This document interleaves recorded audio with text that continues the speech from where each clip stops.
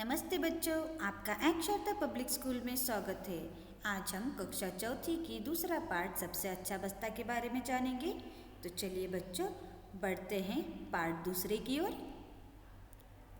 Part दूसरा सबसे अच्छा बस्ता। इस पार्ट में पात्र है माँ, पल्लवी, अध्यापिका, सहेलियाँ और बूढ़ी औरत। तो बच्चों, हमने पहले ही वीडियो में देखा है कि पल्लवी और माँ एक दूसरे से बातें कर रही थी। तो चलिए बढ़ते हैं, हम आगे की कहानी के बारे में जानेंगे। तो यह है दूसरा सारांश। तो देखिए, जानेंगे। दूसरे दिन पाठशाला में पल्लवी की कक्षा की लड़कियाँ अपना अपना बस्ता लाई। पल्लवी बड़ी समझदार लड़की थी और जानती थी कि कपड़ा हाथ से मसला जाता है तो मैला और ख़राब हो जाता है, इसलिए वह अपना नया बस्ता पाठशाला में नहीं ले गई। इनाम वाले दिन सब लड़कियां अपना अपना बस्ता लेकर पाठशाला जा रही थी। सभी ने इनाम पाने के लिए आकाश पाताल एक कर दिया था। उनमें से हर एक इस विचार से खुश थी कि इनाम उसी को मिलेगा। परंतु जब उन्होंने पल्लवी का बस्ता देखा तो सब हक्की बक्की रह गई, क्योंकि यह सबसे अच्छा बस्ता था। तो बच्चों, इस सारांश को अच्छे से पढ़िए। तो चलिए बढ़ते हैं, इस सारांश के प्रश्नों के उत्तरों को जानेंगे। गतिविधि पहली, नीचे दिए गए प्रश्नों के उत्तर बोलिए और अपनी कॉपी में लिखिए। प्रश्न पहला, दूसरे दिन कक्षा में क्या हुआ? उत्तर, दूसरे दिन पाठशाला में पल्लवी की कक्षा की लड़कियां अपना अपना बस्ता लाई थी। प्रश्न दूसरा, पल्लवी पाठशाला में अपना नया बस्ता क्यों नहीं लाई थी? उत्तर, पल्लवी जानती थी कि कपड़ा हाथ से मसला जाता है तो मैला और ख़राब हो जाता है, इसलिए वह अपना नया बस्ता पाठशाला में नहीं ले गई। प्रश्न तीसरा, इनाम पाने के लिए सभी क्या कर रहे थे? उत्तर, इनाम पाने के लिए सभी लड़कियां आकाश पाताल एक कर रही थी। प्रश्न चौथा, हर एक किस विचार से खुश थे?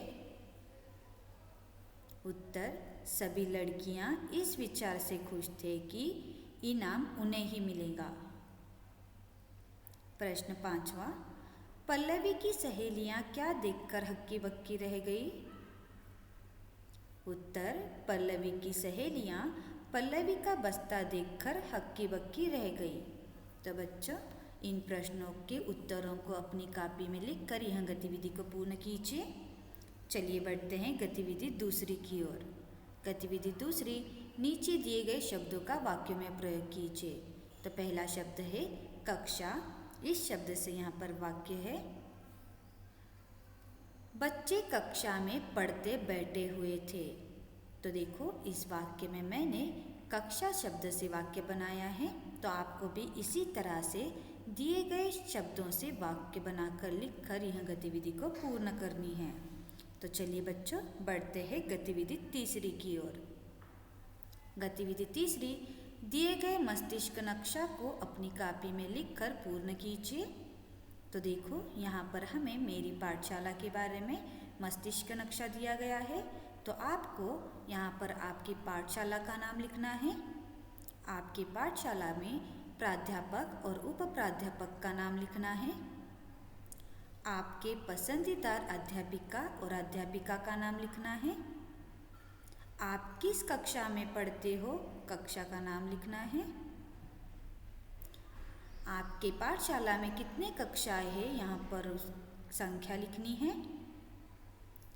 आपकी कक्षा अध्यापिका या कक्षा अध्यापक, उनका नाम लिखना है। आपका पसंदीदा विषय का नाम लिखिए। और यहाँ पर आपको आपकी पाठशाला में जो भी गतिविधियाँ लिए जाते हैं, उनके नाम आपको यहाँ पर लिखना है। तो बच्चों, इस मेरी पाठशाला के मस्तिष्क नक्शा को अपनी कॉपी में लिखकर यह गतिविधि को पूर्ण कीजिए। चलिए बढ़ते हैं आज के गृह कार्य की ओर।